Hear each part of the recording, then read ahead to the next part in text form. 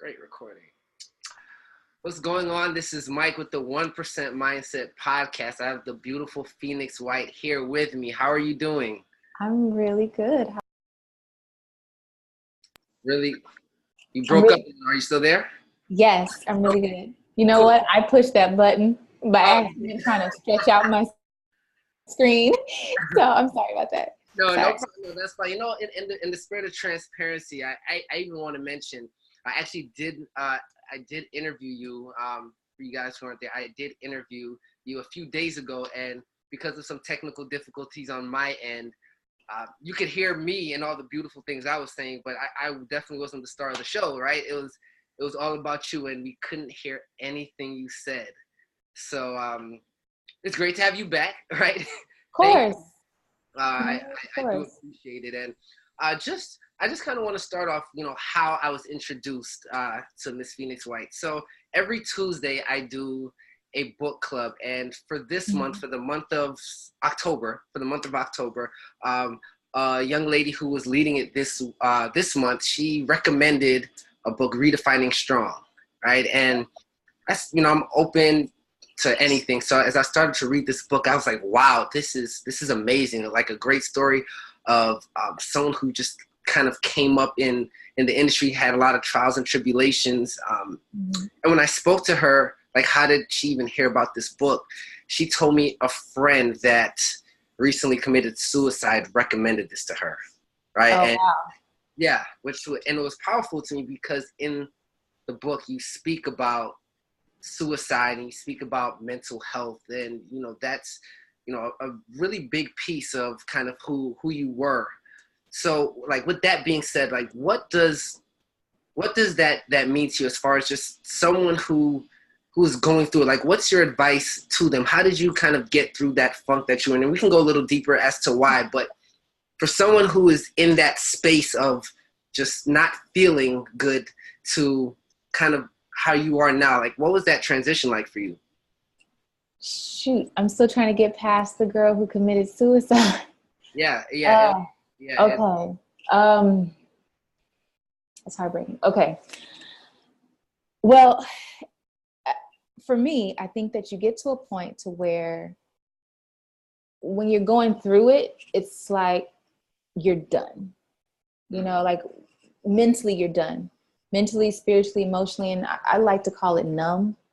So I know when I spoke to you before, I was saying that when I get to a place to where I feel nothing, when I feel numb, I don't feel safe with myself.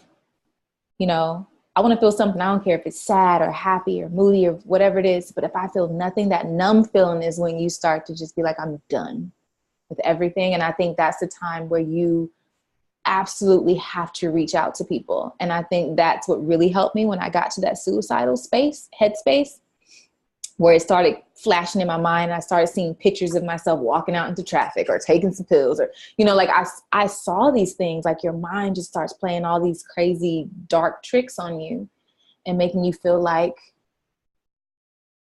there is nothing left. And so where I think it really, really helped me is I reached out to about 4 people. I just sent quick little text messages and said, I'm done. I'm feeling like this. And had they not responded, I don't know if I would still be here or not. But I've always taught myself that when you're not feeling a certain type of way, to reach out to somebody else, to kind of not snatch you back, but to kind of slowly guide you back from the cliff, in a sense, because you're like at the edge. So I reached out to my best friend, Janelle, Lamont Rucker is one of my other best friends, Dee Dee Woodside, and an artist named B. Slade, who's also one of my really, really good friends.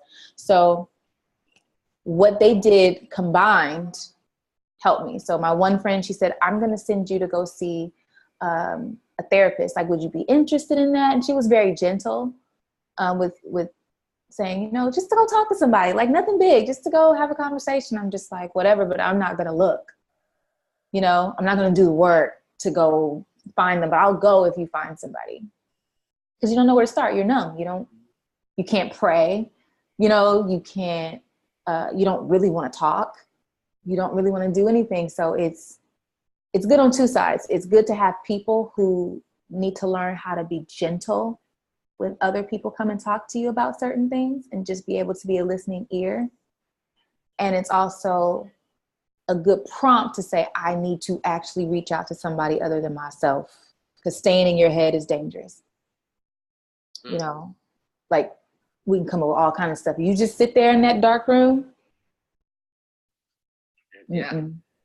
Staying in your head is dangerous. So you have to reach out to people. So me going and seeing a therapist, I think therapy is the best thing I could have ever done for myself. And going and talking to someone that day, as I had mentioned before, it changed my life, because she made me feel like I was normal.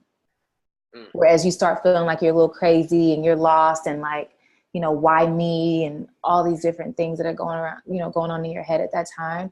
When I talked to that therapist that day, she basically said some words that were so simple. She was like, nobody would feel any different if they were going through what you were going through. Are there any practices that you take part in to keep yourself in a good mental space?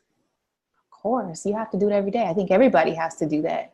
You know, you have to find something that keeps you going. So like for me, I have some stuff in my book that also is like a list that makes you feel good.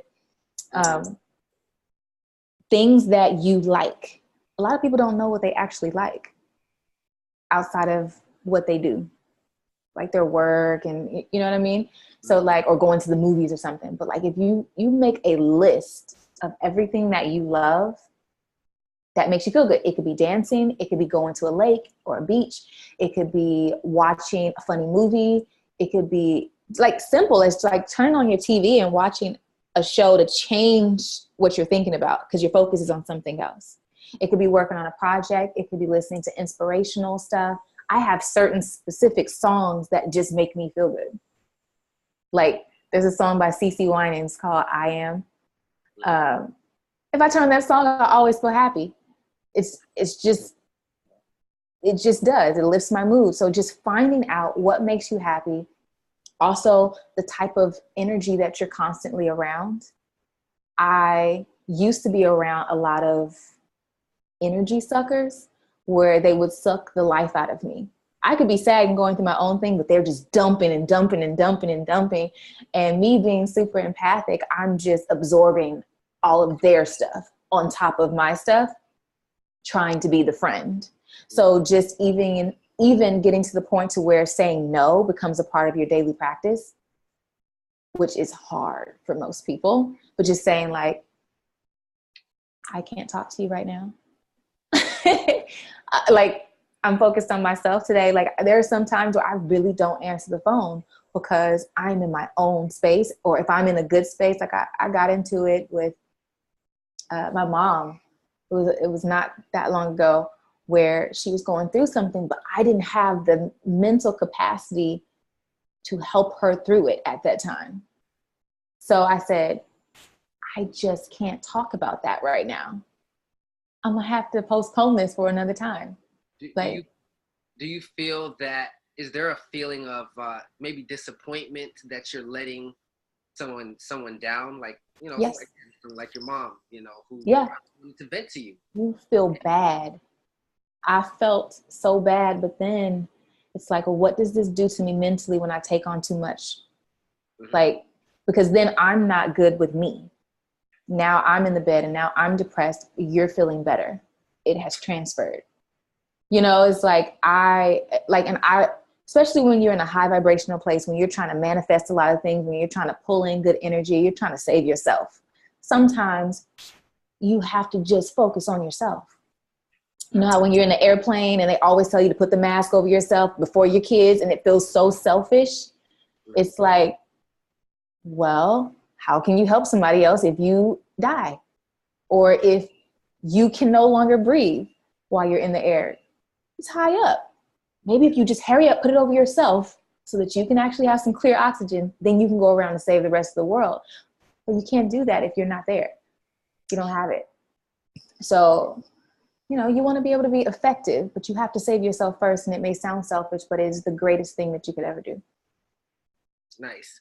So before we get too deep into your story, I want to kind of knock out a few things. one, I had one of the people in my book club. They had a question, so I want to. Okay. They said they asked, where did you learn about like meditation and healing? Did you have like a mentor, or teacher, where you learned that from? Like, how did you kind of get into that spiritual zen of, meditation and healing, being around the water? Like, where did that kind of come I from? did. So I did have a teacher. His name is Jonathan Harris, and he's still my friend to this day. But in addition to that, how I sort of was introduced to it was through yoga. So I was looking online one day, how they have these meetups and things like that are free. Yeah. I was just searching for something to help me. It was like, I would type in spirituality, or I would type in healing, or I would type in like just keywords, and you'd be surprised how many things just pop up that are actually happening in your area that are free. So I started with going to like a yoga class, because I wanted to try something different. And then that's how I actually met Jonathan. Is he had a meetup, and I went to that one day. So there's so many things on YouTube. You can do a meditation class on YouTube in your living room or in water. So actually that is what I did.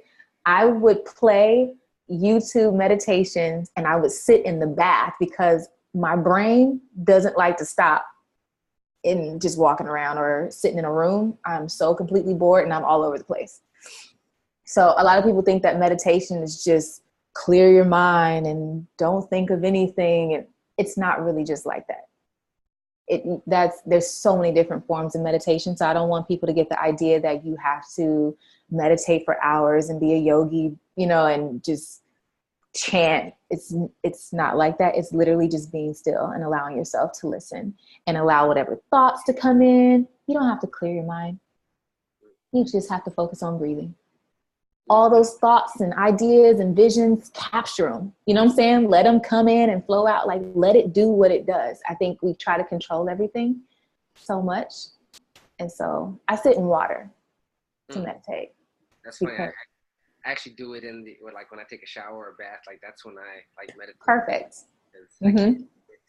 Any other, like, I get distracted by too many things.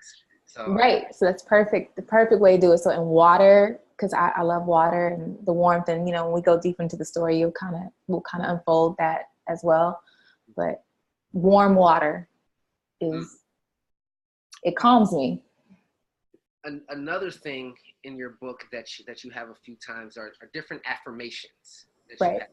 And why that's powerful was actually I sent your self-love affirmation to a friend of mine yesterday. She was going through a hard time, and I just screenshotted the few pages that I read the e-version of your book on iBooks, and so I screenshotted like the self-love affirmation. How often, like, do you go through, or do you say these affirmations? And I know you have a way with words. You're a writer. Is that something that, like, how did that kind of come about, and how often do you say these affirmations, whether it's the self-love one or the other one that you have in the book? Honestly, I would love to say I do it every day, but I don't. I have seasons where I need it more than others. So there are some times where you could just be feeling like crap, and you need to pump yourself back up. So sometimes I will cuss myself out. I'll be like, what is wrong with you? Do you know who you are? Get up from here. Stop acting like you don't know who you are. Say, like, I will do, like, sometimes you need that kick in the ass sort of energy. Yeah. And sometimes you need, I'm worthy, I love myself. But it's like, if you don't feel it, it does really nothing for you. Yes, the words are seeds, but the feelings, that's what causes the real transformation. So it's like planting the seeds with your words, but you got to feel that thing. So, like, sometimes you got to pump yourself up. You can't just be like, I'm worthy, I deserve it. I'm worthy, I deserve it. I work hard. I'm going to use this to help other people. I'm going to be great. I am great. I am loved. I deserve love. I deserve to be loved the way I want to be loved. I deserve everything it is that I want. So sometimes you just got to go a little nuts. Yeah, no. Like that. It's a whole rant, so. That energy is great too. And that's It what depends on what you need. You Mhm. have to feel it in order for it to transform. It's really important. So like, yes, we can use those words and we just start with the reading of it. But the second level of it is to get to feeling it. Mm. Like that's how you manifest change. You have to feel it. Even when it's not there, you got to make yourself feel it. Like you got to see that thing while you're saying it. Then you start to attract it. Mm. So I got through all the really good, fun, simple stuff, right, Right. with your story. But it gets a little deeper, a lot deeper. It gets a lot deeper. A lot deep. Um, and I want to start a little bit with the beginning, just to kind of set the foundation of, kind of where you started. Now, in the beginning of the book, you explained that you were taken away from your home. Right. Your father was accused of like sexually assaulting you, so you end up in a foster home, and then end up living in Texas with some relative that you didn't know at the time. What was that experience like? Um, I think anytime that you are taken from your family and you don't know why, because when I was younger, I was about, I want to say 11. When you're younger and you're taken away from your family and you have no idea why, you're just kind of like, what in the world is going on here? And then you're sent to a foster home and you're just like, what is happening to my life? Like you still have no answers. We didn't know anything. I never knew anything until I got sent to Texas. First, we think we're going home and we're sent to Texas right after to what was called like a summer vacation that turned into 2 years. You know what I mean? So we're thinking we're going to go see our grandfather. And when I thought of Texas, I thought of like, horses and ranches and, you know what I'm saying? Like some big, beautiful houses on this big ranch. And, my mom was bright skinned. So I thought my grandfather might be white, so it was like, this is how much I knew nothing about these people. I knew nothing. I didn't know what they looked like. I didn't know what skin color they were. I didn't even know what ethnicity they were. I never even knew about them. I didn't know them. So they were strangers. So you're one of three. You're the oldest. Mm-hmm. You mentioned in the book, as they were taking you, you saw like your younger sisters. They were crying, they were pouring, and you said you felt nothing, right? You actually said earlier, when you feel nothing, that's when you're afraid. Mm-hmm. Obviously, maybe as an older version of you, it's maybe a different feeling. What was that? It's different. So when you're younger and you're the oldest, I think it was more of being the oldest and not allowing my emotions to surface. It was just more of just confusion. And so all I could think to do was to be the oldest and console my sisters.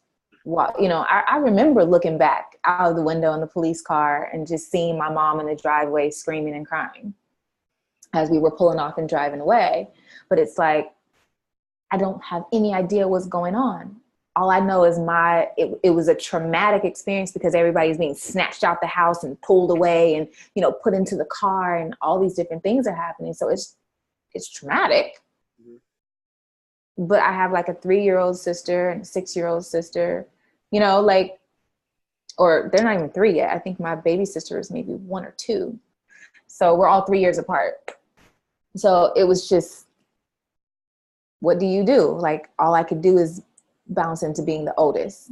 So I stopped feeling. I didn't have any emotion. I just wanted to make sure they were cool. And I felt like if I were calm, they would be calm, and that's what I clicked into.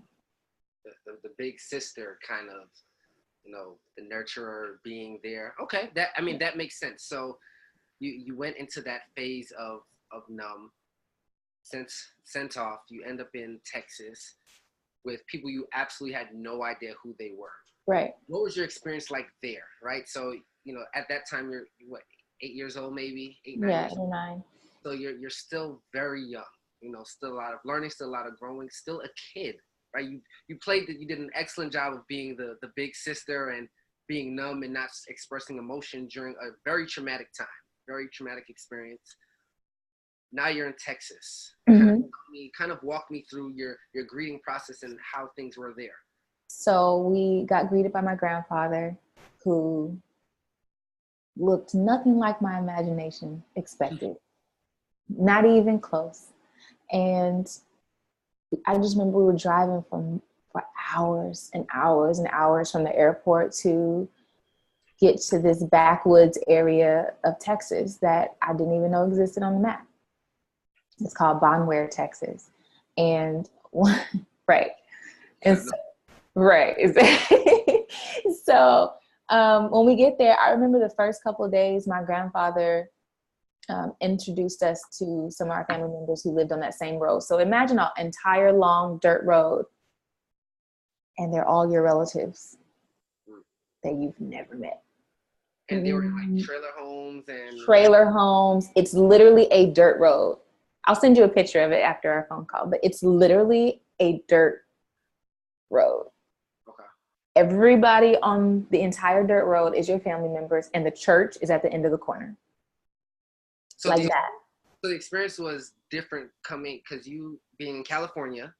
We're from California, all the way live San Diego, California, going to the backwoods of Texas. I don't even think I had seen a trailer house before. And so I remember my first real experience with my grandfather was him going out and breaking this branch off of a tree and beating us with a branch for not eating sardines. Nice. We're from California. We don't eat fish with heads still on them. You know, and so me and my sister were just like, we're not eating that. There was nothing in us that could have made us eat a sardine from a can. And so he felt like we were wasting his food. And so he went, grabbed a branch, not a switch. You know how there's switches. Yeah. A whole branch thing, like, and he beat us with branches for not eating sardines. And I think an anger and a resentment and a lot of things kind of built up in me. It's like, why would you send me here? Like, why would I be sent here with these people that are going to abuse us? You know? And then after that, while he was at work, I was like, we're getting out of here. I was just always a planner. And so me and my sister, we were young. We packed up all of our stuff in our suitcases and we rolled it up the dirt hill to another family member we had met's house.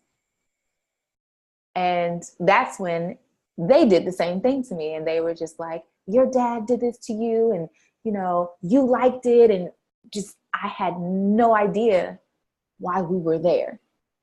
So they're telling me basically the reason why we were there.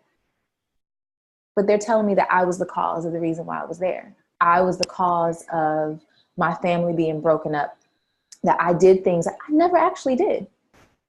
I have no idea what these people are talking about. But that is how they stamped me, and that's what they branded me with upon arrival.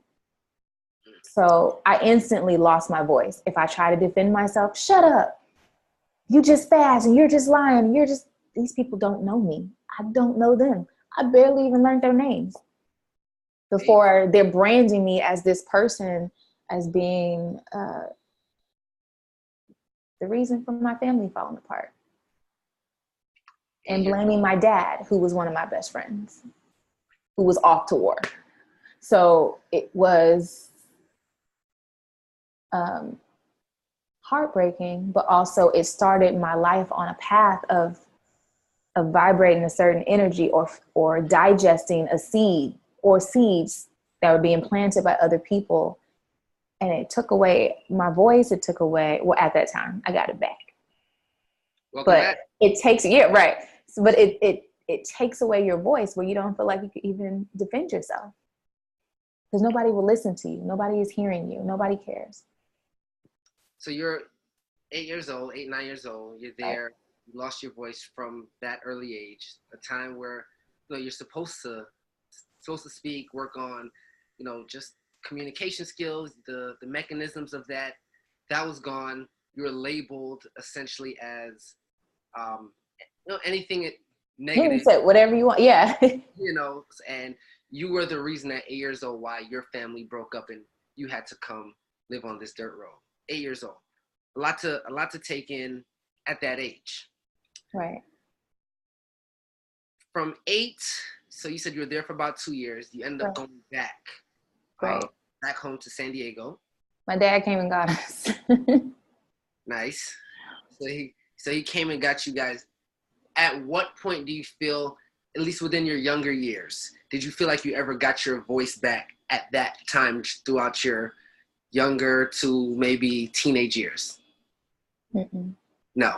I think that I just constantly found myself in bad situations, making bad decisions, trusting people that were nice to me or who would listen to me. Or even though I wasn't mature enough mentally or spiritually to really understand like what I was going through, I didn't really know. I had a time where I was very like just rebellious and maybe bitter, once I look back now. But I didn't have any other tools. I didn't have a set of spiritual tools. I didn't have people that I felt like I could talk to. So I started writing, and I started creating music and songs and poems and short stories. So I started to live in sort of an alternate world creatively. Did your relationship with your dad change once you got back? Since he was accused of, sexually assaulting you, and he ended up bringing you back. Everything was cleared up. Did anything change when you guys went back to San Diego? Your relationship, how he interacted with you? I didn't notice it then, but in hindsight, he wouldn't hug us as much. He wouldn't, I think he was more fearful of showing affection to us. I think that he was more angry and more abusive, but unconsciously abusive. Like, I don't think he felt like he was being abusive in his mind, which I don't know how he couldn't, but at the same time, that's also the way he was taught. So it's kind of like different tools are passed down from your parents. So it's like you can only use the tools that you have available to you. So he was abusive. He was angry. There was a lot of distrust with my mother and him. That whole little separation and breakup happened, and it was a lot of separation. There's a lot of sending us back and forth, my mom's house, my dad's house, my mom's house, my dad's house, out of anger. So I think just being caught up in the midst of their war sort of can make you feel unwanted, even when you feel loved. So it felt like my parents loved me. I just didn't feel like they wanted us. Does that make sense? That makes a lot of sense. And again, as a child, I can only imagine like what that did. And you kind of speak about the next major event that happened to you in your book. You graduate high school, and you have a ton of family celebrate. And throughout that celebration process, you still felt isolated. You still felt alone. You still felt unwanted. Kind of what was that experience like? Everyone's coming to celebrate your accomplishment. So you think everyone's coming to celebrate your accomplishment. So you have this expectation of, wow, people are going to come see me. They're going to come support me. They're going to come celebrate me. I'm on the news. I'm being like freaking celebrated. Like everybody's talking about it. And the film crew is coming to my house to film me because of what I accomplished and all this stuff. But I don't have any recollection of anybody even talking to me, like saying anything. It's almost like there was a family reunion happening at my graduation and I wasn't really there. That's how I felt. So, they came to see each other. So, and just for the people, you said you had the film crew coming, things you've accomplished. Yeah. What particular did you accomplish so people don't think, you know, you just graduated high school and No, it's okay. So what I did is I actually had won my school's title, but I also wanted to do music. So I had left school to go do music. And so there was a program where I said, if I finish all of my credits, can I come back to the school and graduate? And they was like, oh, you know, you're going to be too far behind and all this stuff. It's impossible for you to do 7 credits in a week or 2 or however long. And I said, but if I do, can I come back here and I graduate? And it's like, but it's impossible. And I was like, okay, but you're saying that I can. And so I literally was able to do a year's worth of work for 7 classes in 1 week. Wow. I don't know how I did it, but I did. So it was like having stacks of paper this high for 7 classes in 1 week. So I would do this much work every day. Wow. From the time I woke up to the time I went to sleep. And they use me as an example to other students who want to graduate from their school, or they go to extended schools, stuff like that, who want to come back to their school because I challenged the system and they said that I couldn't do something, and I actually did. So they put it on the news because they've never seen anybody else do that and actually make good grades on everything. Yeah. Because I didn't want to go to school anymore. I wanted to go and work and create. So that's what I did. And then I came back to school last week and turned in all the work for the year. And they just thought it was amazing. I thought it was dope. It was like, I don't know how I did that at that time, but I was determined. You know, when you have a goal and you set your mind to something, you can pretty much do anything. And I think that was the example that they were using for people going to even continuation schools or on home studies or whatever program that was attached to the school, that you can actually get this work done faster than you think. If you think that you can't graduate and you need all this time and you can't do it, this girl just did this in a day. She did this whole entire course in 1 day. And so not that everybody should wait that long to do it. To me, I was busy. I was working on what I really wanted to do. But it's possible for you to do anything you put your mind to. So I think that's why the news sort of, like, I don't know who told the news to come and do that or told them about the story, but that's what happened. Limitations is only what you create, right? And you were able to so that's absolutely amazing.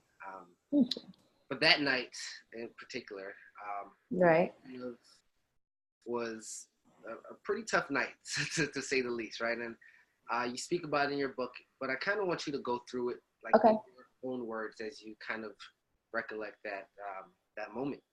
Yeah. So that night was the night that I got raped. So what happened was I had met a guy who was a pizza delivery guy, and he was super nice to me, super cool. And because after my graduation, nobody was really talking to me, he was like, hey, I do these clubs on the weekends. And, you know, if you want to come to my club, I'll totally bring you. You can just hang out and you can do something for your graduation night. And I was like, oh man, that sounds cool. So he came and he picked me up. When I tell you I was treated like royalty, it was so fun. I had the best time. It was an amazing night. But after that, he took me to his house and he wouldn't take me home. And so I'm at his house sitting in the living room, and there's about maybe like 10 dudes, 10 other guys in there. I'm the only girl. Just a house just full of dudes. It's just, and me. And I remember just sitting kind of in the middle of the floor on a little fold-up chair, and I was like, you know, can you take me home? And then it got later and later and later and later. So it's like 4 a.m. You know, it's late. And everybody's just like, I don't feel like taking you. Like, it's almost like he completely changed into a whole nother person. It was like this really nice, anything you want to do. You can have drinks, you can have food, you can have whatever. And it was like, I don't feel like taking you home. It was just like, oh, okay, I don't even know where I am. You know, I have a sense of the area, but like, I don't know how to get home from here. I don't have a car or anything like that. And, you know, he ended up raping me, but I think what made it worse was within the saying to stop and, you know, like all the words that you use to try to get someone to stop. We were in like a loft sort of place. So like you can look, it's like the ceilings don't go to the ceiling. You can look over into the next room. Okay. If you climb high enough, you can look over into the next room.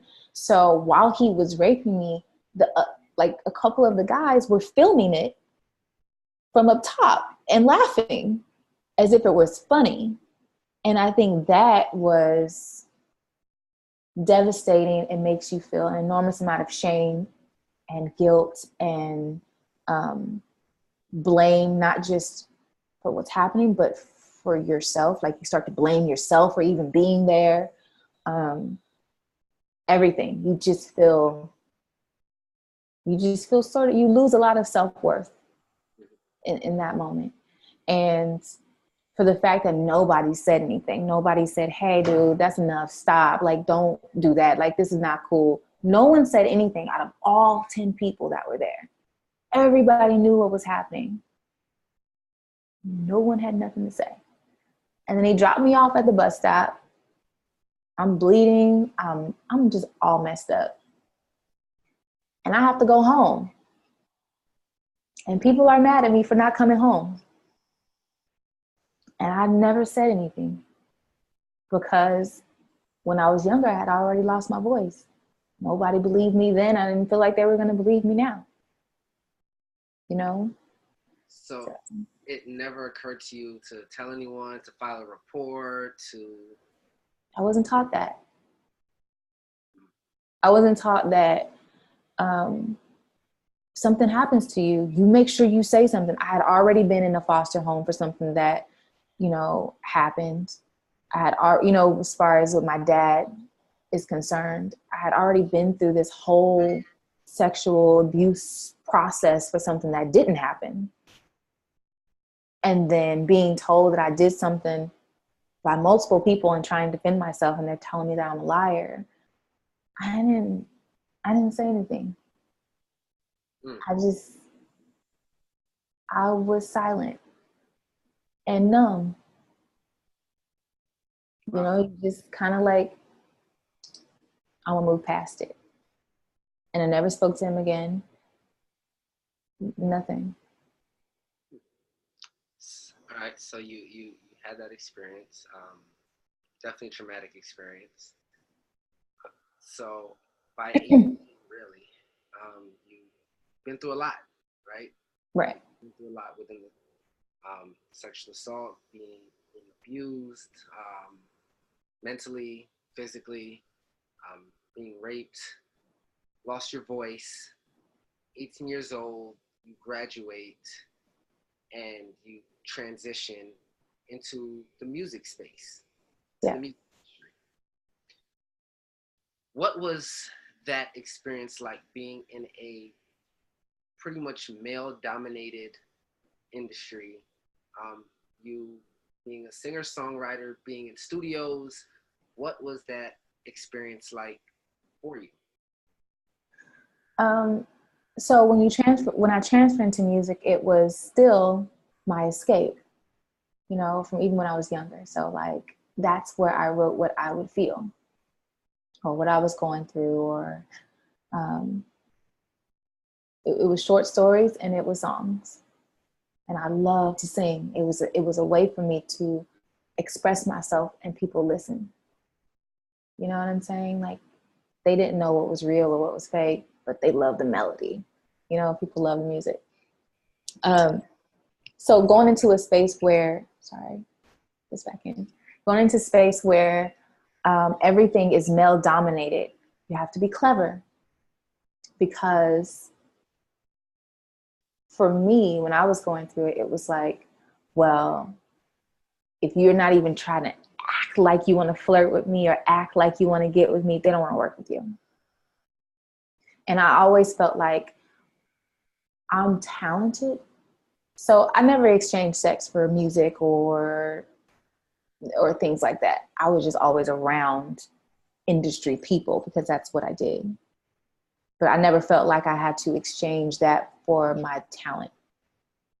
Because I was like, I'm good. Like, I'm talented. Like, I don't have to do that. So that's how I always felt. But I also didn't go very far because I didn't.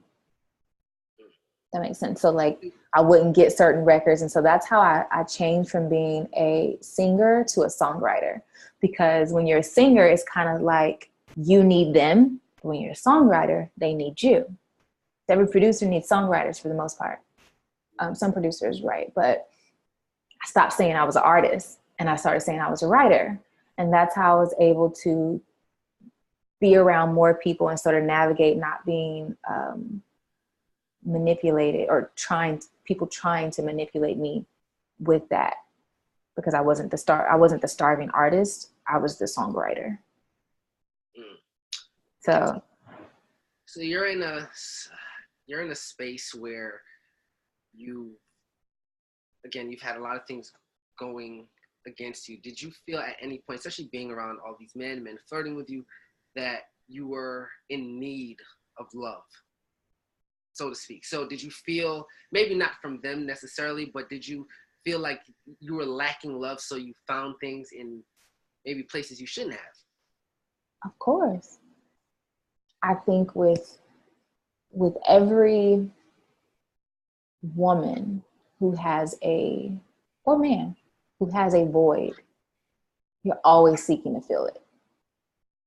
It could be with substances, it could be with people, it could be with food, it could be with whatever, right? So for me, I love love. I love to feel love. I'm a lover of love, right? But I also felt ignored, and I also felt like people didn't see me, and unless I was doing something that was creative or on a platform, that's the only time people saw me. But in everyday life, nobody saw me or heard me. I didn't matter. But if I was a star, or if I was doing a show or a talent show, if I was singing or, doing something creative, they saw me, right? So my real life was lacking love. My professional life was getting attention. Does that make sense? Yes. So, no, go ahead. No. I didn't mean to cut you off. It's okay. So I feel like I always wanted to just have somebody who just loved me. Like, I'm very much so like a relationship type of person. So I wanted that, but I didn't really have much experience with it. So I would meet people who would give me a little time and a little bit of attention, listen to me and be really kind and sweet. Cause I had grown accustomed to aggressive, abusive, type of love, attention. So when somebody gave me just kindness and loving and gentle, I was like, oh, they really like me. Just very naive and gullible. I didn't know. But I can say that I know a lot of women who are like that, whether we choose to admit it or not. We get somebody who listens to us, because that's what we all want. A man who listens to us, love on us for who we are, say sweet things, look at you a certain way, treat you a certain way. Just, you want all that stuff. But I found out in Hollywood that it was very temporary until they got what they wanted. And after they got what they wanted, they won't even speak to you no more. I didn't know that. I didn't have nobody teach me.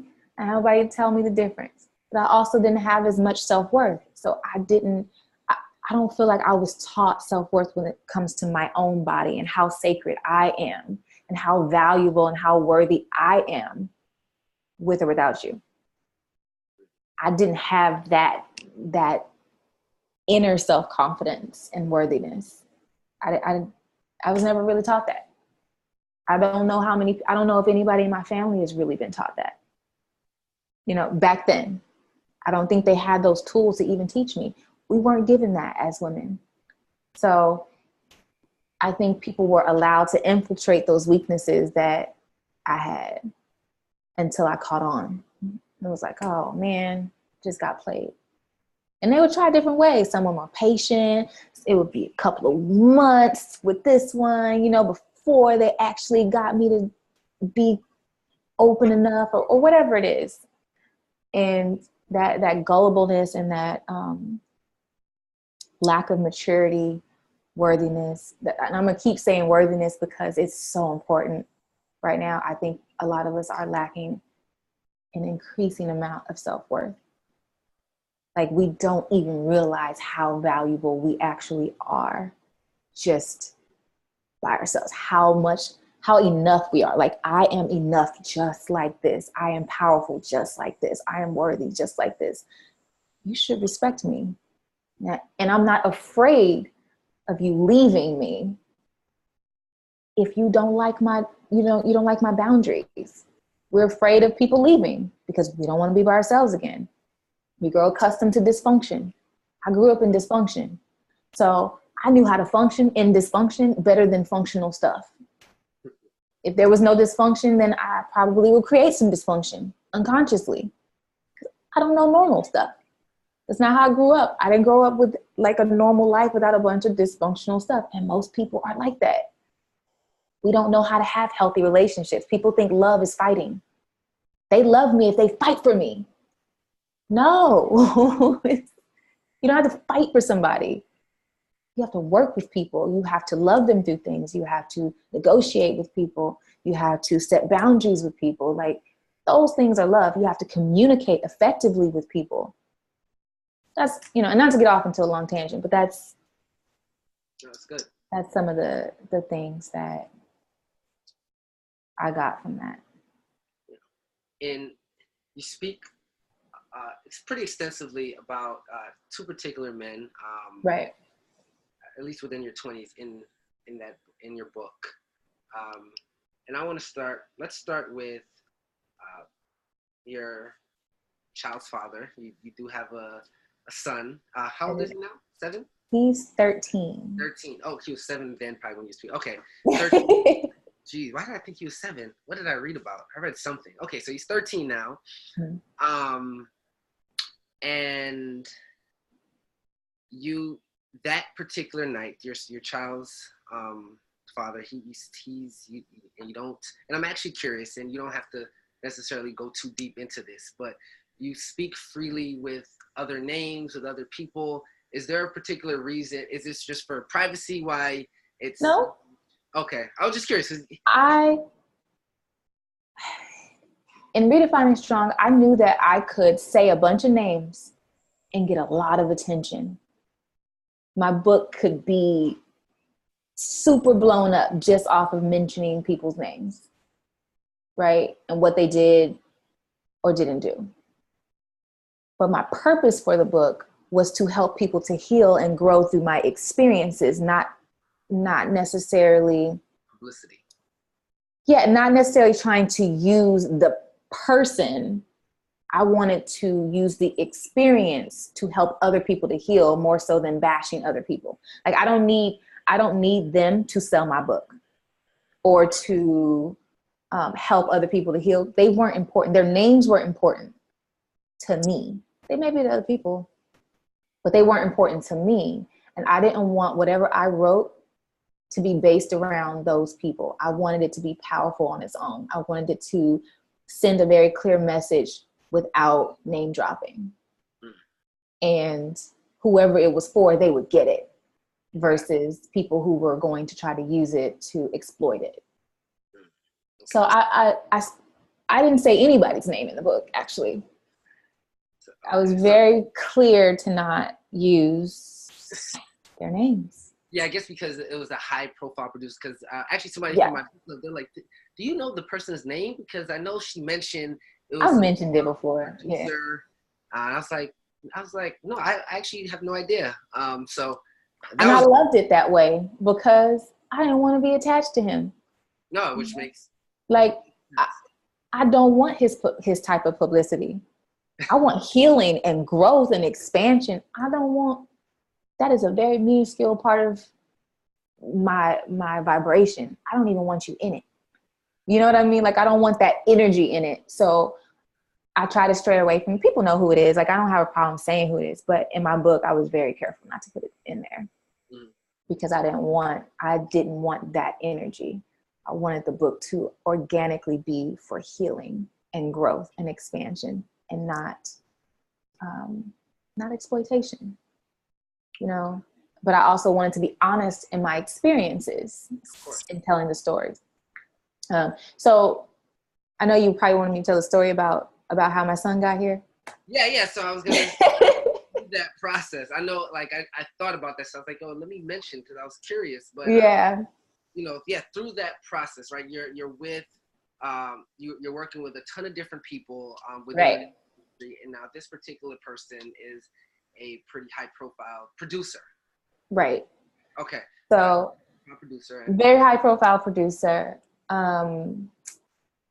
So here's how that happened. I used to go to different recording studios, and I would record in some of the biggest recording studios with some of the biggest producers. He wasn't one of them. His partner was one of them that I was working with.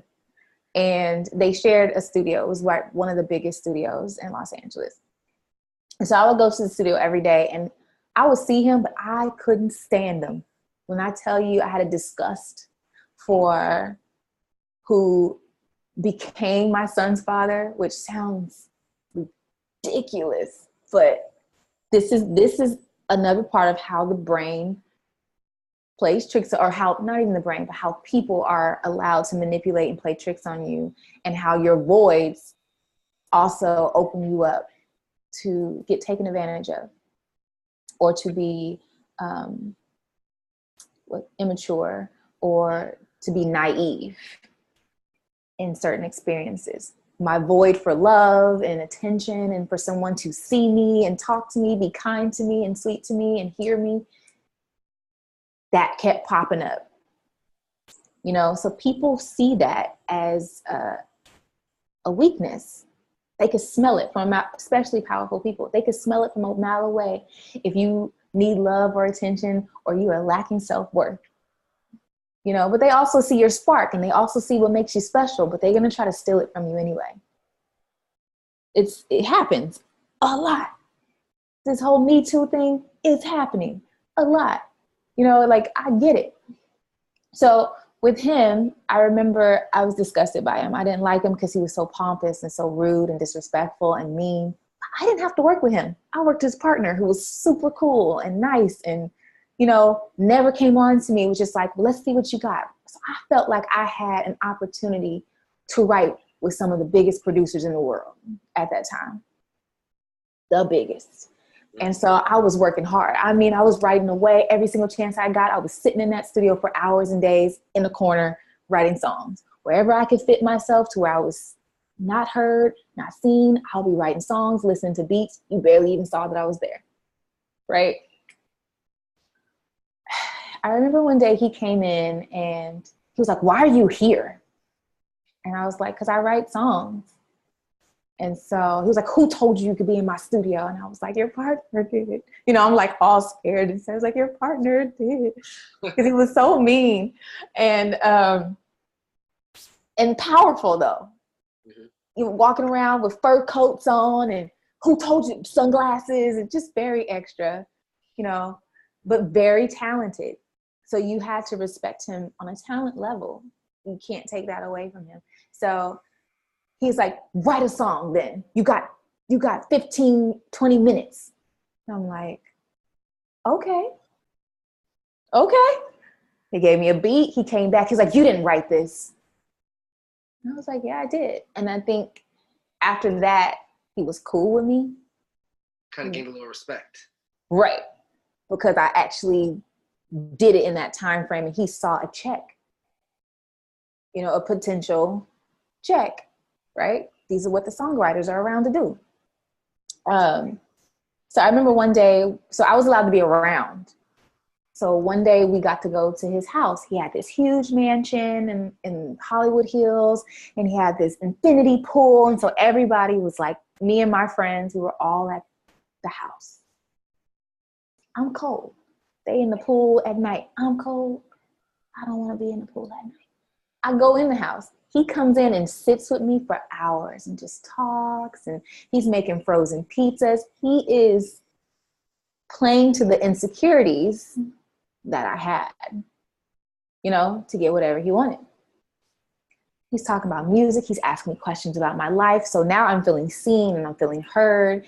And I think this person likes me as a part. Like he really is acting like he likes me. Right? We end up having sex. He didn't force me to do anything. We ended up doing it. And we're laying there and we're cuddling. And I'm like, this is really nice. I feel so loved and cared about. Naive, right? But he is making me feel all of these feelings. But he's getting these feelings in return, because I also didn't know that, like, sometimes when you have like a very big gift when it comes to loving people, they want it from you. They absorb it and then they are done with you. So he's getting the same thing that he needs, right? And then like 6 a.m, he's tapping on my shoulder. He's like, you gotta go. Switch again back into who he was that I didn't like.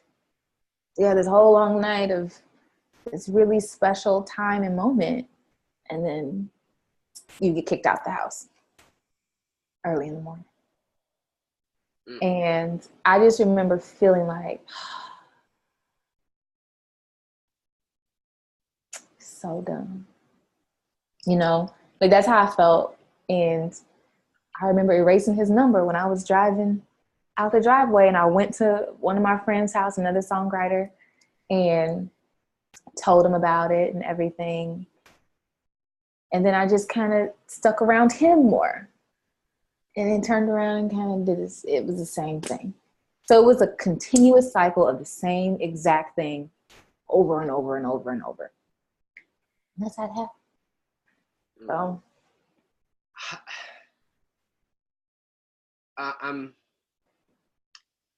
almost feel at a loss for words, just because of how, I mean, there's a lot that you've gone through, right? There was a lot of times, and you know, I want to speak a little bit about the brain surgery that you had to have, but just even before leading up to that, you had like so much kind of happening, like throughout that time, even before you went to therapy, before, like, how were you able to kind of cope with it all? Like at some point you implode, right? Like how are you able to cope for so long? I write that in my book. I feel like you do implode. You saw that in there? I think with some people you cope by keeping it moving.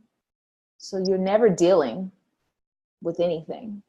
You're having moments and then you keep moving. And then at some point you get suicidal and you crash. Or either you start doing drugs, or you start, you know, on some other, whatever vice to relieve yourself of pain. You know, it doesn't have to be as drastic as feeling suicidal or anything like that, but people tend to start habits to try to mask pain, whatever that may be. It could be becoming a workaholic. It could be becoming more promiscuous. It could be suicidal. It could be whatever. It could be so many different things. People pick up different things in order to feel whatever they need at the time. I don't think I dealt with anything. I think that I kept on adding more and more layers of shame and guilt on top of what I already had from when I was a child. Feeling like things were my fault, feeling like I was always messing up, feeling like I couldn't get it right, feeling like, again, so stupid. You know, like I had a lot of really negative self-talk. I was even beating my own self up consistently, you know? And I think the brain surgery, honestly, between my son and the brain surgery, those two saved my life. Because it forces you to shut down. It forces you to deal with your stuff. It forces you to see life differently. You know, It forces you to really recalibrate if you choose to. You don't have no choice. You really don't. So when you have kids, you're now living for someone else. And even within that, like, I didn't want to be a parent at that time. I never wanted to have kids. Like, that wasn't even in my I didn't have a frame of reference for that, nowhere within my blueprint for my life. That was not in there. It was music, music, music, music, music, tour, performing, creating. That was it. I didn't have kids in there in my fantasy. So now I have to recalibrate who I am. Why am I here? What do I do? What do I want? What am I doing still here after the brain surgery? You know? So two questions behind it. So in basically the height or in the peak of your career, you get pregnant. Some people are faced with decisions, right? Whether that's to abort and stuff. To abort.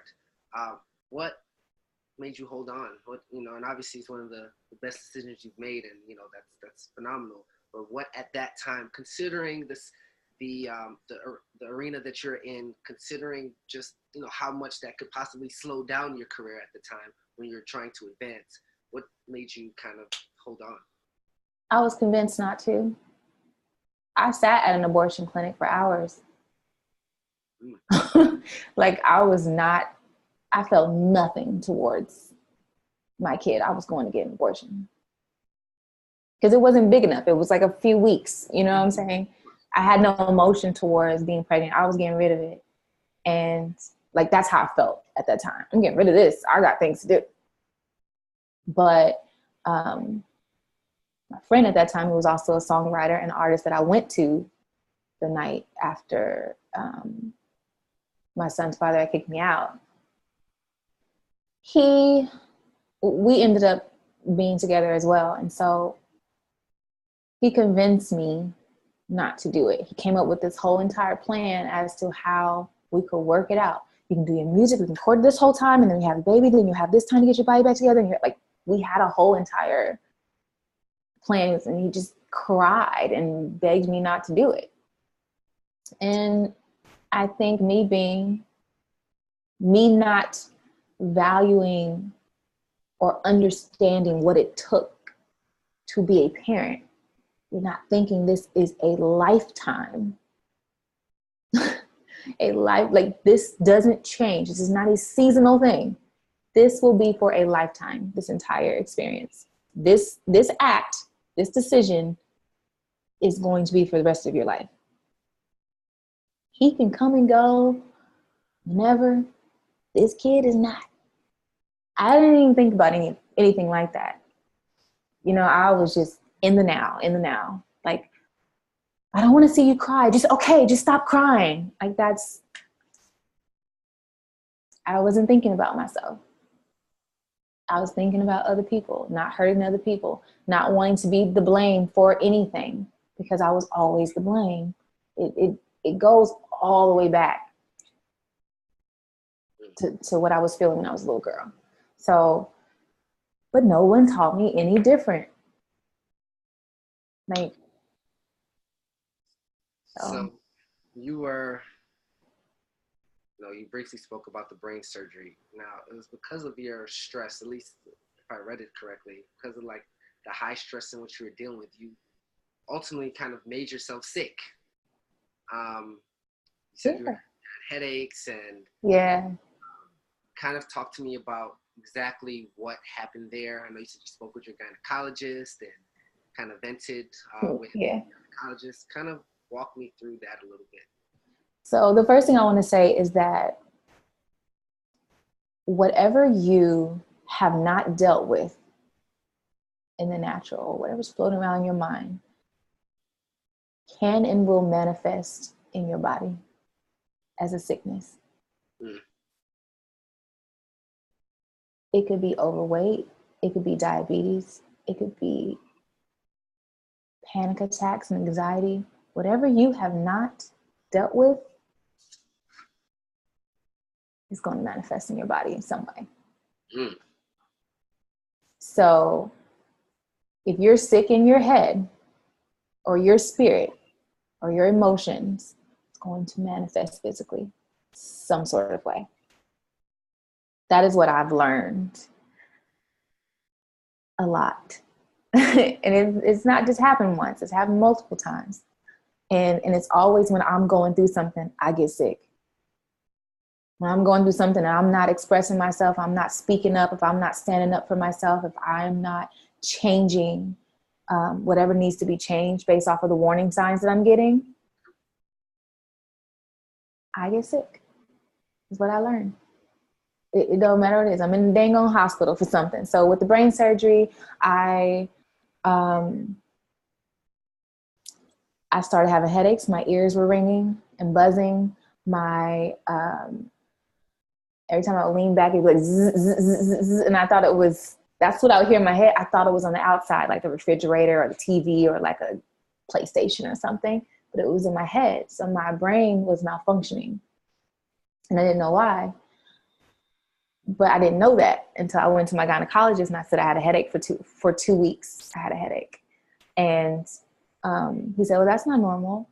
And so he sent me for MRIs and I found out that I had an AVM, and it's when your veins and your arteries form like a cluster like this, and they're supposed to be like this.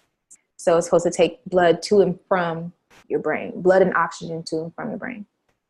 And mine couldn't get through. So it was like a vein is going like this and it can't. So it has to find a way to reroute itself. So it's kind of like causing turbulence in my head. And the more stressed out I got, the more I cried or the more extreme emotion I got, it started to swell. And when it got bigger, that caused all the problems. So then I had to have brain surgery. I had to have 2. You had 2 brain surgeries. Yeah. Speak about having to decide. You had 2 options, which was the I guess the longer healing process, Mm-hmm. the shorter, but can you kind of go through that a little bit? Yeah, so there were 2 different processes. One was to cut it out, the mass out, or the other was to go through my femoral artery and to glue it off, and it would break and radiate it a couple of days later, and it was to break apart over the course of 2 years, slowly. And the differences were, if they were to cut into my head, then there was a high chance I wouldn't be able to put things together. So everything I do is putting things together: creativity, writing, sentences, songs, artistry, designing, whatever it was. I would probably have a hard time putting those 2 pieces together, or even forming sentences. And then the other one, there was a chance that I would be weaker on one side. So my face could droop, or I wouldn't be able to walk or have as much strength on one side, or my eyes could do something weird. Like there was all these different reasons. So I chose the longer way. I was like, if I'm weaker on one side, cool, but I cannot chance not being able to put things together. Like I can't live not being able to form a sentence or communicate or create. Like I love to create. It gives me life. I wouldn't want to live if I couldn't create. What would I do if I couldn't experience or create anything? So that was my 2 options. You said your son and the brain surgery basically saved your life. You know, right. It allows you to be still, right? You had the brain surgery. After the brain surgery, you decided to take a move. You know. Yes. And you moved to Miami. I did. Miami. To be around water. Be around water. Speak to me about that. By the way, California also has water as well. So yes, but it's cold water, and I don't like cold water. Okay. So it's a little bit different. So I remember I was saying, like, I like to be in warm water in the bathtub. So it's different than being in a pool. But because it calms me. So with the brain surgery that I chose, with the longer 2 years, it's basically you can't get too excited. You can't cry. You can't laugh too hard because your blood vessels swell. Have you noticed, like, people start crying, their face turns red, they laugh, or they would get a headache if you laugh too hard. So I had to be very neutral in emotion. So I had to quit wherever I was, and I went to a place that I felt like was the calmest place for me. And I love water, but the water is warm. So I could walk around in the water or, look at it. So I wanted to be around that. So when I woke up from brain surgery, I said, I'm moving. I was literally still being wheeled down the hallway back to my room. And I was like, I'm moving to Miami when I woke up. And it was also during that time with my son that I got to actually know him, because I didn't really know him. He was like 3. So I didn't really know him because I was always so focused on my music. So being that I wasn't working on anything else, I was healing, I was also getting to know his little personality, and like, he's quite funny and interesting, and he's very loving and kind. I didn't know all that. It was just kind of like coexisting with a roommate that I had to take care of before. And plus I was a little bitter over a lot of things that had taken place around him. And I was always just trying to protect him. But even with that, like even when I was going through brain surgery, about to go through brain surgery, and I had to make my living will and trust and all that stuff, I wasn't afraid of dying. That creeped me out, that I had no fear of dying. The only thing that made me sad or made me cry when I was filling out these forms and papers was that he wouldn't have me. He had nobody else. I mean, yes, he has my family, but like in his little mind, in his world, I was his world. And that would make me cry. You spoke about, in speaking about that, I remember you said in the book, you created like little videos or little I filmed the whole thing. Yeah, because I didn't know if I was going to die or not, because you have to sign paperwork, because they were fishing this thing past my heart. And so there was a 50% chance that I wasn't going to make it. Wow. So and I remember even being asleep when they were doing the surgery, and I floated off to some far place. I don't know where I was, but I loved it. And they were calling me for a very long time to wake up, and I totally ignored them. So I feel like sometimes there's some experiences where you actually have a choice on whether you want to come back or not. And that was a moment where I chose to come back, because I remember waking up and them being like, we've been calling you for so long, you scared us. Because they call your name to kind of wake you up. They slowly say your name over and over and over until you start to hear it. It sounds really far away when you're in that space. And then it gets closer and closer and closer, and you can choose to ignore it, or you can choose to like tune into it. I remember it so vividly. I was in such a peaceful, rested, I was floating in this kind of like a dark, it looked like outer space and just kind of floating. It sounds like a fantasy, but this is so real. I remember every piece of it. I was floating, and it was warm, and I having more worries or cares. I was just this really beautiful, peaceful state. And I wanted to stay there. And I heard people calling my voice, and I ignored them for a very long time. I totally ignored it. I remember ignoring it. And then I finally just started listening to it. And that's when I woke up. So I felt like I chose to come back at that time. So it's a weird place. It's a weird place.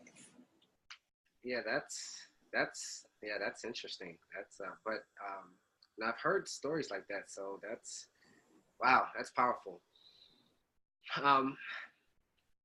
One last thing that I specifically remember that I think is huge, and primarily because I'm really big on journaling now, and I think it sets the tone. There's certain things that I do every morning. Like I go to the gym really early in the morning to start my day. I come back, and then I try to journal just to kind of figure out, just kind of clear my thoughts. And you said you met someone, and she said something to you, and then you took it, and it kind of wrote a ton of pages.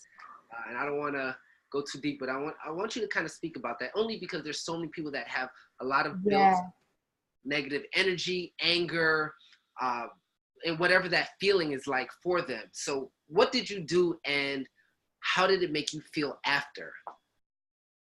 Yeah. Okay. So that was really crazy.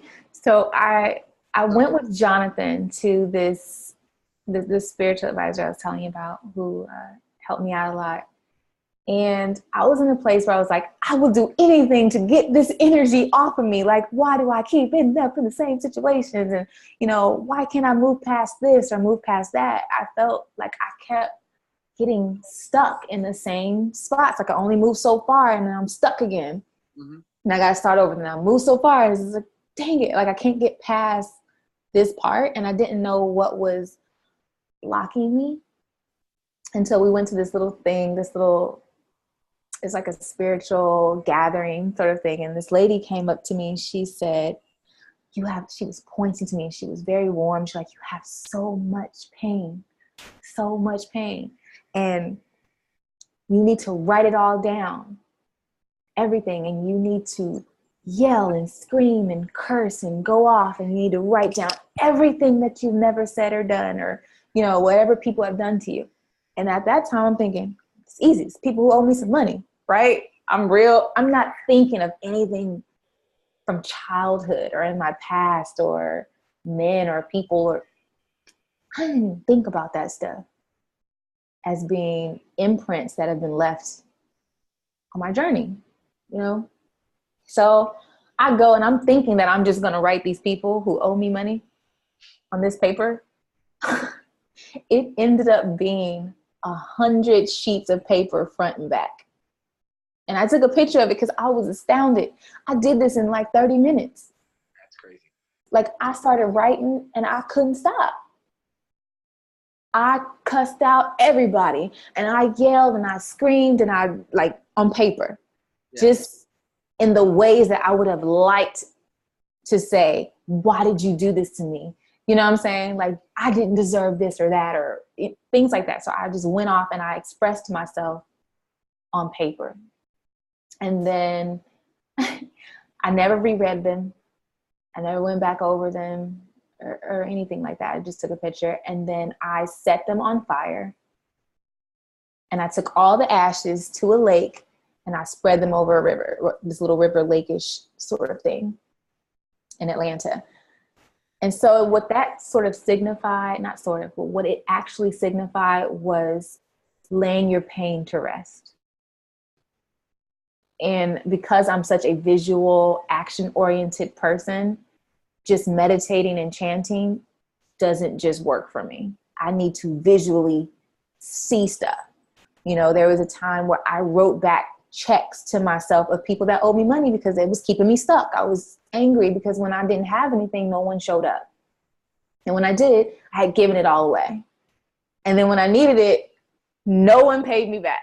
So now I am in a negative position because I've given too much, that I left nothing for myself. And that was a lesson in itself. Give from the overflow. Don't give to the point to where you're in a negative. You don't have to save everybody. That is not your assignment. And feeling like you have to save everybody is not your assignment. That's where a lot of people also get stuck and they get held back. Your money will stop trusting you if you keep giving it away to everybody that you're not supposed to give it to. My money stopped trusting me, so I was unable to even create more income to get myself out of being stuck because it couldn't trust me not to give it away when I had it. Now, and I'm not talking about small money. I'm talking about hundreds of thousands of dollars that I gave away. Not like $2, $100,000 given away. Like I gave away more than I spent on myself.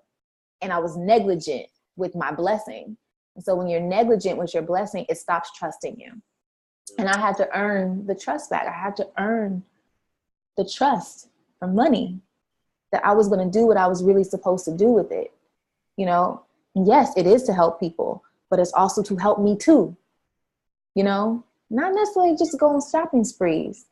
You deserve something nice, but create things for people that will help people. You know what I'm saying? Like, I think that is a part of where I had went wrong as well. And that's something that I think people should, a good little nugget, I think people should take into consideration. Money will stop trusting you if you are not, if you do not honor the blessing properly, it would disappear. Yeah, wow, that's good. You're in a phenomenal place right now, right? Yeah, I am. You wrote Redefining Strong. I know you said you're in the process of getting ready to release something else pretty soon. Yes, my second book is called The Shift. You have the Excited shift. about that. You have so when did it all kind of really completely just turn around, right? You know, I went through a little bit in the beginning, and then we're going through all these traumatic experiences. When did the shift, no pun intended, kind of, you know, happen, and when did things start to really, I guess, turn around where you felt like things were starting to be in your favor? For so long, you felt like everything was working against you. You know, you got a little bit, one step ahead, you took two steps back, and right. you really got ahead. Where did that shift take place where you felt like things were starting to work within your favor? I think that there's never just one shift. There's always one shift that leads to another shift that leads to another one. And you have to continuously flow, right? You have to allow the flow to happen without being stuck in one phase. So you have to be committed to doing self-work consistently. I'm still doing self-work every day, because as you pass one shift or graduate from one level, I guess is a better way to say it, mm-hmm. There's something else that you uncover, because we're very layered humans, you know, like, oh my gosh, I didn't even realize I do that. You know, like I didn't realize that this triggers this. Oh, now I have an opportunity to heal it. Instead of saying, well, that's just who I am. And, you know, it's, oh, I have another opportunity to heal this part of me that just surfaced, you know? So, and being committed to that process causes you to continuously shift into new experiences and to greater opportunities. So I started with one, and then I would say that started around the time I had brain surgery, is when I decided to make some real changes. That's how I ended up in Miami, when I started searching out for things that were going to serve me on a soul level instead of just a physical level. I needed spiritual food. I needed to eat. I needed to learn. I needed to fill myself up with something other than what I was just accustomed to. I needed something healthier. So, you know, like looking for that though. I was looking for new ingredients. I was looking for new recipes. I was looking for new stuff. And I'm using that as a metaphor, but, you know, going online and looking for things that interest you, that will feed you on a soul level. And then it'll start opening you up. Another shift would have been when I went to, not after Miami, I came back to Los Angeles, and I had to make a decision on if I was going to be back in entertainment or if I was going to work on something that was more soul-fulfilling, or how could I merge the two and still have integrity. Learning how to say no, that's a constant shift. You learn how to say no, making a list of your non-negotiables. That really shifted me in relationships, because I was constantly just in a relationship that wasn't it. And now I'm in the most beautiful, healthy, loving, soul-fulfilling relationship I probably could have ever manifested. But I had to write a list of non-negotiables. So no matter who I meet, how attractive they were, what they said to me, what they did, they had this one thing on here that I was not willing, that I knew would tear me down the soul level, or that would not nurture the me now and the future me. I was not messing with it. I didn't even entertain certain things anymore. I didn't entertain just, oh, let's go on a date. No, you're not it. Like it was, once you know, I made a list. My friend, Stephanie, she has, she teaches a lot of people too. And she's the one who told me to do this list. And she was like, you know, you're successful in every area of relationships. I was like, I know. I'm so nice and I'm so loving and I'm so understanding. She was like, no, but you're manifesting the wrong stuff, because you'll like one thing in somebody and not the rest, but you'll get hung up on the one thing. But that's not enough. They can't just be a humanitarian, but they treat you like crap. You know what I mean? Or beautiful to look at, but they're not smart. Or, you know, like, or they say certain words that are degrading that you don't like. Like, just, you know, I had my non-negotiable list. Complaining all the time was on the top because I'm too empathic. You suck the life out of me. I want people who are happy. If you're not naturally happy, I don't want to be with you. I could work with you. I could be cool with you from a distance, but I don't want to attach you to my life and my vibration. I need people who are going to help me to manifest something greater. I don't want to settle down. I want to settle up. You know, get with somebody who you can settle up with, not settle down, because that's like pulling you backwards. Now you can't go live. No, get you somebody who's going to go live with you, who's going to go grow with you, who's going to go heal with you, who's going to go create with you. Like, settle up. There is no settling down for me. So just being clear on what you want, because a lot of times we'll say we want this, but yet you're doing this over here. So your vibrations are always mixed signals. So you're always getting mixed stuff back. Always constantly getting what you want, but you're getting half of this and half of that because you are not clear. And you're allowing the BS to still have a little bit of your attention. I stopped it. And when I did that, my life started changing. When your value goes up, when you start saying, no, I value my time, I value my worth, I value my energy, I value like even my personality. I'm not even going to be around people who have crazy personalities. You know, like, just, I value that I'm not dysfunctional. I refuse to allow dysfunction and discord in my life, you know, and not really allowing it. Instead of entertaining people, we entertain bullshit all the time. I ain't doing it. I love it. You should. Settle up, not settle down. That's good. I'm going to write that down. Yeah. Oh, man. Phoenix, thank you so much. First of all, you're welcome. Like, your story is absolutely incredible. It's definitely inspiring. It's definitely motivating. I mean, you probably don't even realize it, but, you know, just the little thing as completing, you know, a year's worth of schoolwork in you know, a week's time. Like, that's, you know, like you said, everyone told you, everyone wrote you off then. It's not possible. Yeah. You can't do it. And it was something that you were able to accomplish at that time, right? So there was no question really in my mind.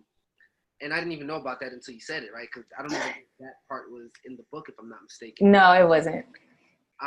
You know, just even doing something like that, achieving what people thought was the impossible then, it's fine, right? Because you're going to, there's everyone who's done something amazing that didn't have it handed to them has a story. You know, they've gone through certain trials, tribulations. They've gone through adversity. That's kind of what makes you the person you are. And, you know, the amount of adversity and things that you've had to deal with, it only makes sense that in your words, you said something like, you know, your weight in diamonds, or, you know, just like, yeah, you're worth your weight in diamonds. Like, you know, I can see that. Yeah,